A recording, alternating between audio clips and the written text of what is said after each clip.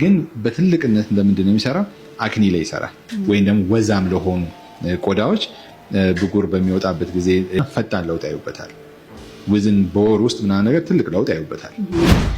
ወደ ሮስትዱ ስትመጪ ደግሞ ሮስትዱ ደግሞ ወይ ደግሞ የተቆላው ቡና ስለተቆላ ቫይታሚን ሲ አይኖረውም። ግሪኑ ቫይታሚን ሲ አለው። ስለዚህ ምንድነው ቫይታሚን ሲውን ያጣል።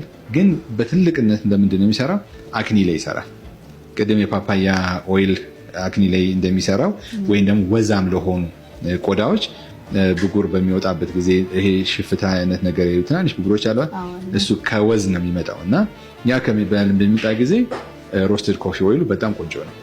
አንዳንዴ በጣም ጠንካራ በጣም ከባድ ከሆነ ከፓፓያ ሲድ ኦይሉ ጋር አንድ ላይ እንደባለቀላቸውና ፈጣን ለውጥ ያዩበታል። ውዝን በወር ውስጥ ምናምን ነገር ትልቅ ለውጥ ያዩበታል። ረጅም ጊዜ ሲቀቡት ደግሞ አክኒ ስካርን እስከ ማጥፋት እስከ መደብዘዝ ደግሞ ይደርሳል እና አክኒ ስካር ዝም ብሎ የሚጠፋ ነገር አይደለም። ፖሊሽ እያረግሽ የፌስ ስክራብ አለን። በዛ ፌስ ስክራብ በሳምንት 3 እየታጠብሽ ምን እያልሽ ነው የምታደርገው። ሌላው ምን አይነት ቆንጆ ነገር አለው መሰለሽ? አይን ስር የሚወጡ እብጠቶች አሉ አይደለም? ያ አይን ስር የሚወጡ እብጠቶችን የመበተን ጉልበት አለው ሮስትዱ። እንደገና ደግሞ አንታ ኤጂንግ ነው። ካፌንነቱ ስቲል አለ፣ አንታ ኤጂንግ ይሆናል። ልክ ደግሞ ይሄ ቆዳሽ የወደቀ እንዳይሄድ የመሰብሰብ ጉልበት አለው። አንታ ኤጂንግ ነው እሱ። ልክ እንደ ግሪኑ ይሄኛውም አንታ ኤጂንግነት ላይ ይሰራል። ሌላ ምን ላይ ይሰራል መሰለሽ? ለምን መጠቀም ብዙ ሰው መጀመሪያ እርግዝና ላይ ላሉ ሴቶች ስትሬች ማርክ ላልነበረባቸው ግን እርግዝና የጀመሩ ሴቶች ከሆኑ ከእርግዝናቸው ጀምሮ ያንን እንደ ሆዳቸው ላይ አሁን ለምሳሌ ካካኦ በተር ምናምን ይቀባል አይደለ?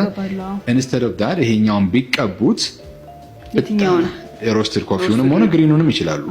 ግን ሮስትዱ ደግሞ የበለጠ ቆንጆ ይሆናል ለስትሬች ማርክ። ስለዚህ ስትሬች ማርክ እንዳይኖርባቸው ከመጀመሪያውኑ እርግዝናቸው ላይ ሆዳቸውን የሚቀቡት ከሆነ የቆዳቸው መለጠጥ ኤላስቲሲቲው ቆንጆ ሆኖ ስለሚሄድ በኋላ ሲመለስ ወደ ቦታ ይመለሳል። ካልሆነ ይሄ ልክ ፌስታል እንደዚህ ስትለጥጩ የሚወጣው ነጫ እንደዛ ነው የሚሆነው። አሁን ይሄኛው ከሌሎቹ በምን ይለያል? ለምሳሌ ካካኦ በተር አለ፣ ሌሎች ለስትሬች ማርክ ተብሎ ብዙ አይነት ኦይሎች አሉ። ሞል ኬሚካል ናቸው። ዝም ብሎ አይደለም። ፕሪዘርቫቲቭ ምን ማለት ነገር አለው። እነሱ ወደ ውስጥ ድረስ ገብተው አሁን እንደ ግሪሲ ነገር ሲሆን ሰው አራሰልኝ ምናምን ይልሻል። እያራሰ ግን አይደለም፣ ከላይ ነው የሚሰማሽ። ወደ ውስጥ ገብቶ ግን አንድ ነገር ምግብ ሊሆን ይገባል። ለቆዳሽ በስነ ስርዓቱ ምግብ ሊሆን ይገባል።